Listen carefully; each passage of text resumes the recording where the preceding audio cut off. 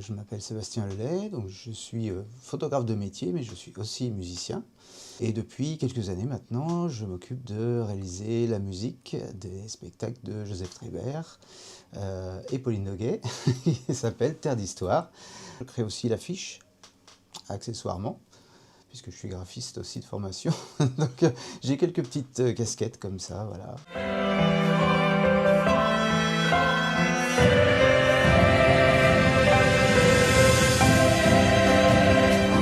Quelles sont toutes tes casquettes durant le spectacle? C'est la création de l'affiche, des visuels.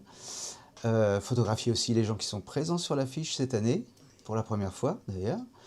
Et puis réaliser l'ensemble des musiques, suivant les ambiances, suivant les actes, voilà, suivant la direction de Joseph et ce qu'il veut, et les ambiances qu'il veut instituer sur chaque acte, qui vont être différents les uns des autres. Et ben, j'essaie de m'adapter et d'adapter la musique en fonction des différentes atmosphères.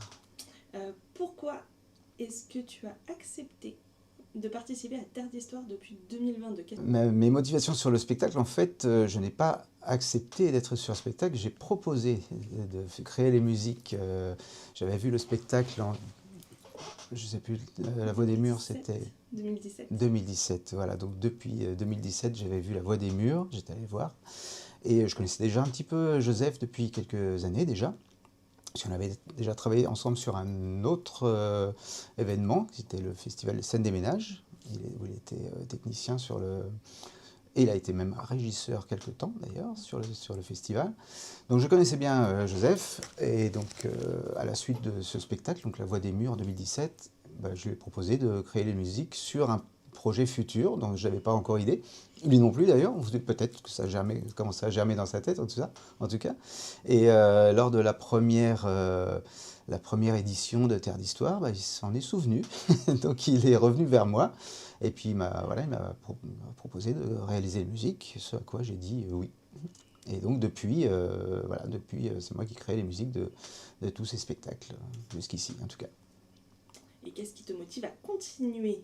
Non, ce qui me motive, c'est déjà le projet en lui-même. C'est-à-dire que c'est un projet que je trouve important pour la culture, pour ouvrir la culture dans des endroits où il y en a un petit peu moins, en fait. Voilà. Donc pour ça d'abord, et puis aussi pour l'ambiance, parce que c'est quand même une ambiance assez sympathique. Voilà, les gens sont sympas, accueillants, souriants, et tout ça, c'est important aussi à mes yeux. À ton avis, si on enlève la musique de Terre d'Histoire, qu'est-ce qui reste? Alors si on enlève la musique de Terre d'Histoire, il reste quand même des choses. Il reste quand même des choses, visuelles en tout cas, voilà. Mais moi j'ai toujours considéré que le visuel devait aller quelque part avec du son, quoi, voilà. Pour moi c'est pas vraiment, ça peut être dissociable dans certains cas, mais dans le cas d'un son et lumière, si on regarde que la lumière, c'est plus un son et lumière, voilà. C'est ça. un lumière. À quel moment exact tu commences à intervenir dans la création du spectacle? À quel moment ton rôle commence dans la création? Ok. Donc à quel moment mon rôle commence? Au moment où Joseph me fournit les textes du spectacle. C'est-à-dire sans savoir à l'avance, je ne travaille pas sur rien, c'est-à-dire que j'ai besoin quand même d'un support. Et c'est Joseph qui me fournit ce support au travers de ses textes. Il prend le temps de s'enregistrer lui-même, donc enregistrer sa voix sur tous les dialogues du spectacle, tous les textes, ce qui me donne, moi, un rythme, acte par acte. Et ensuite, moi, je me base sur ce rythme-là pour créer les musiques, voilà, en fonction de ce qu'il me dit aussi, c'est-à-dire qu'il me donne ses intentions sur chaque acte. Est-ce que c'est quelque chose de triste, quelque chose de gai, une bataille, ou des choses plus festives, voilà, voilà, tout dépend de son texte et de ses intentions. Et je me base là-dessus. Et avec qui est-ce que tu échanges pendant la création? Alors non, moi j'échange essentiellement avec Joseph, Pauline également, parce que Pauline s'occupe donc de toutes les chorégraphies de bataille, d'épée, etc. Avec Marie aussi qui s'occupe de la danse. Donc en général, je fournis d'abord ces morceaux-là, en fait, les morceaux qui concernent soit les batailles, soit la danse, pour qu'elle puisse travailler en amont. Et puis après, ça va être pendant le spectacle. Moi, j'essaye d'assister à toutes les représentations, en tout cas le maximum. Et donc, c'est là que je rencontre plus tous les comédiens, les figurants, etc. Voilà, tous les gens qui gravitent autour du spectacle aussi, quoi. Et voilà, c'est aussi enrichissant. Mais moi, ça vient dans un second temps. C'est vrai que ça vient dans un second temps, c'est ça. Comment est-ce que tu décrirais la partie de création des morceaux à quelqu'un qui ne connaît pas du tout le processus? Le processus, eh bien, il intervient encore une fois à partir du moment où j'ai les textes. Et moi, je me base. Je ne sais pas si on peut voir ici, mais moi ici, là, les 2 premières pistes que j'ai ici, donc ça c'est mon logiciel de MAO, ce qu'on appelle musique assistée par ordinateur. Et donc sur ces pistes-ci, là j'ai le texte lu par Joseph. Et là on voit ici qu'il y a un texte ici, il y a un trou ici, et ça c'est une bataille. Donc moi je me cale là-dessus. Je me cale là-dessus, donc toutes ces pistes-là, c'est des pistes de musique, hein, toutes celles qui sont en couleur. Et lorsqu'il y a un trou comme ça, j'aime bien le remplir. Et donc c'est là-dessus que je me base, quoi. C'est là-dessus que je me base, et le processus, il est strictement le même à peu près pour tous les actes. C'est-à-dire que moi, je me base vraiment sur cet audio que m'envoie Joseph, et ensuite, je crée par-dessus tout ça. Sur les dernières éditions, quel a été ton plus gros défi? Alors, le plus gros défi, en tout cas, oui, la musique qui m'a donné un petit peu plus de fil à retordre, je crois que c'est le Charleston, quand même. Parce que c'est une instrumentation un peu différente de ce que je fais habituellement. Habituellement, j'utilise beaucoup de cordes, des sons plutôt orchestraux, d'instruments d'orchestre. Or là, c'était plutôt... alors ça se rapproche quand même de ce que je fais habituellement, basse, batterie, guitare, etc. Mais là, il y a encore, sur le Charleston, il y avait aussi des cuivres plutôt jazzy, etc. Et c'est des choses avec lesquelles j'ai moins de...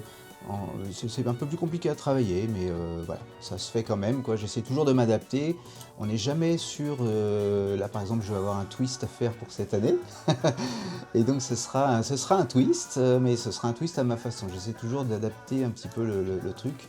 On n'est jamais sur un style pur. C'est toujours mon style que j'adapte pour le morceau en question.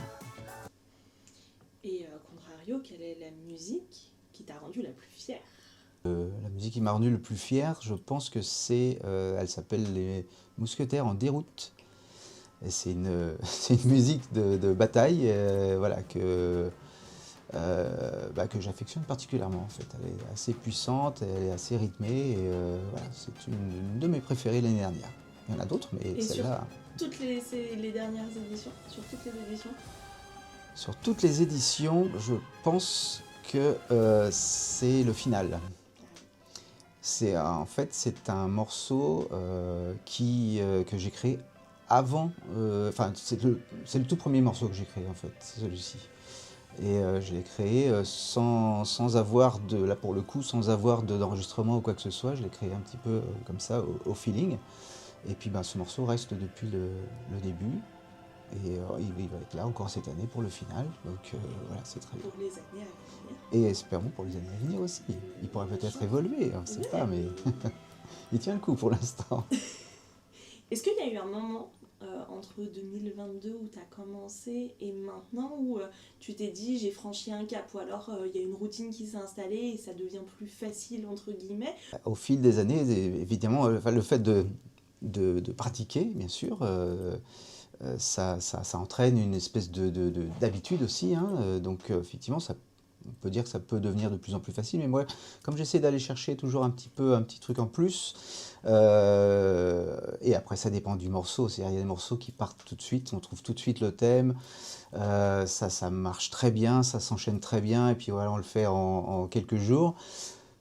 Pour d'autres morceaux, c'est un petit peu plus compliqué. Il y a toujours une petite difficulté, un petit challenge à mettre en place pour certains morceaux par rapport à d'autres, quoi, hein. C'est pas très linéaire tout ça. Et du coup, pour la prochaine édition, quelle est la musique que tu as le plus hâte de composer et pourquoi? Alors je sais plus quel acte c'est, mais c'est un acte où on va avoir de la musique qui vient de Versailles. Et donc Joseph a fait en sorte qu'il y ait deux scènes dans la scène. C'est-à-dire qu'il y a une partie Versailles et une partie plutôt campagnarde, paysanne, etc. Et le but, ça va être de trouver un thème qui fonctionne avec une orchestration type Lully, un petit peu, baroque, et qui fonctionne aussi avec une autre orchestration pour bien séparer les deux, voilà, les deux pendants de cette scène-là. Là. Donc ils vont passer de Versailles à une fête paysanne, etc. Donc là, ça va être en même temps un défi et en même temps quelque chose bah ouais, que j'ai un petit peu hâte de faire aussi. Ouais, ouais. Au contrario, une musique que tu appréhendes, qui te met un peu la pression, qui te stresse un peu? Eh bien, le twist, celle que j'appréhende cette année, ça va être un peu... Alors, le twist, je l'ai en tête, ça y est, il est dans ma tête. Je vais écrire des paroles, ce sera une vraie chanson. Bah, le défi, ça va être de la faire sonner un petit peu à l'ancienne, quoi. Ça, là, je sais pas encore trop comment je vais m'y prendre pour ça. J'ai des idées, mais, le but c'est vraiment de faire un espèce de twist un petit peu à l'ancienne, mais en même temps garder un petit côté un petit peu moderne à l'ensemble, quoi. Donc ça va être mon défi de l'année, ça va être de faire sonner le twist. Bah, d'ailleurs, quand tu commences une musique, tu pars d'abord d'une mélodie, d'un rythme, d'une harmonie, d'une idée. Enfin, comment est-ce que ça te vient? Et, alors, comment ça vient? Ça dépend. En fait, soit effectivement, des fois je chantonne des petites choses comme ça, et puis je me dis, tiens, parce que j'ai un cerveau ordinateur qui me permet d'avoir une orchestration complète dans mon cerveau quand je crée une mélodie. Quand j'invente une mélodie, parfois elle me vient toute seule comme ça, avec tous les instruments qui peuvent être dedans.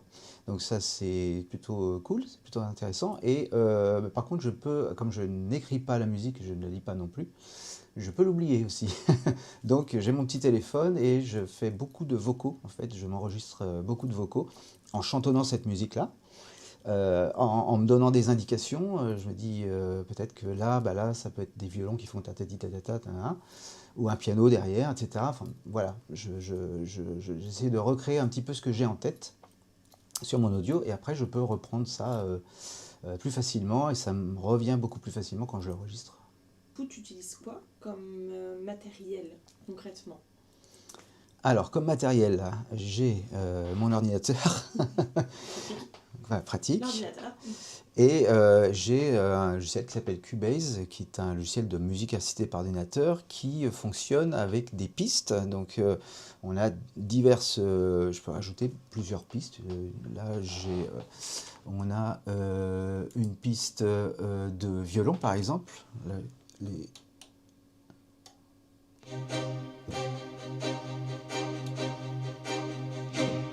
Voilà, on a des trompettes. On a des violons hauts, voilà, etc. Après, on a des choses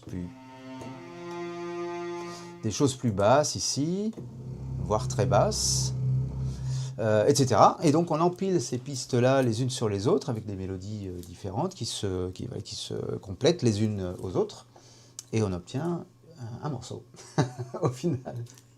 Et c'est comme ça que donc, tu fais l'orchestration, C'est etc. ça, voilà. Mais toi, dans ta tête, t'as déjà tout. Mais c'est fou ça. Oui, oui, une bonne partie en général, ouais. Je trouve ça ouf. Je suis admirative. Je trouve ça fou. Alors parfois j'utilise aussi des vrais instruments, comme bah, pour le twist par exemple, j'ai utilisé une guitare évidemment, parce que je suis guitariste de base moi en fait. Hein. Donc là j'ai quelques instruments ici qui me permettent aussi, donc guitare, basse, tout ça c'est fait à la main.